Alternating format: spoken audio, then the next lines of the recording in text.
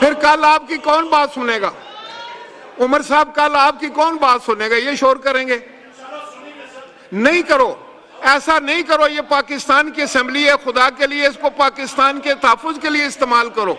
जज्बात में आकर ये बातें करनी अच्छी नहीं है। मैं अपने तजर्बे पे आपको बता रहा हूं।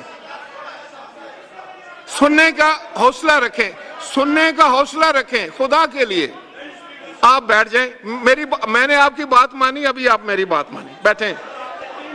आप बैठ जाए ना, आप बैठ जाए, आप बैठ जाए ना, अभी आप बैठ जाए, थोड़ी देर बैठ जाए, बैठ जाए ना करें। गौर साहब, आप क्या करते हैं? आप बैठ जाए।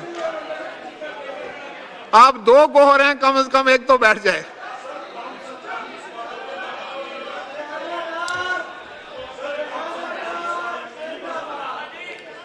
देखें, मैं समझता हूं कि ये ज्यादती है। नहीं, मैं फिर आपको ये बताना चाह रहा था कि अगर इस तरह करना है, दस्ती साहब देखें, पार्लियामान में यह है कि आप अपना व्यू पॉइंट दें, आपकी जो मुखालिफ सम्मत है उसको सुने। अगर वो जवाब देना चाहें तो फिर आप हौसले से जवाब सुने। फिर अगर आपके पास कोई काउंटर आर्गूमेंट है तो आप दे, अगर इजाजत देता है स्पीकर तो दे दे।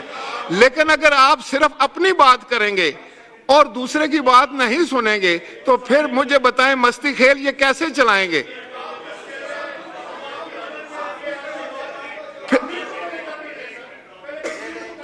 जी बैरिस्टर साहब, आपको क्लैरिफिकेशन अगर करना चाहें तो बाकी बैठ के सुने ना। फिर आपने शोर नहीं करवाना इस तरफ से। जी बैरिस्टर साहब।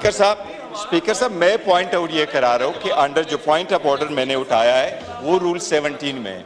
रूल 17 का सब रूल 8 ये कहता है जब पॉइंट ऑफ ऑर्डर जब हम इस किस्म का आपके सामने उठाते हैं उस पे क्रॉस बात नहीं हो सकती जो अपना मौक़िफ़ दे। ये बेशक अदरवाइज अगर आपने उनको टाइम देना है, you are custodian of the house, अगर आपने है वो अलग बात होगी। Yes, every member is entitled, but जो पॉइंट ऑफ ऑर्डर मैंने उठाया है उस पे क्रॉस टॉक नहीं होगी। वो मैं आपके नोटिस में with respect to the article लेके आया। लॉ यही कह रहा है कि उस पे बहस नहीं होगी, इसलिए मैं कह रहा था उसका पॉइंट ऑफ ऑर्डर का जवाब नहीं है। मैं दोनों साइड के आर्गुमेंट सुन लूं। आपने एक बात की है, तहम्मुल से सुना गया है। दस्ती साहब आप बैठ जाए प्लीज। ठीक, दस्ती आप बैठ जाए प्लीज।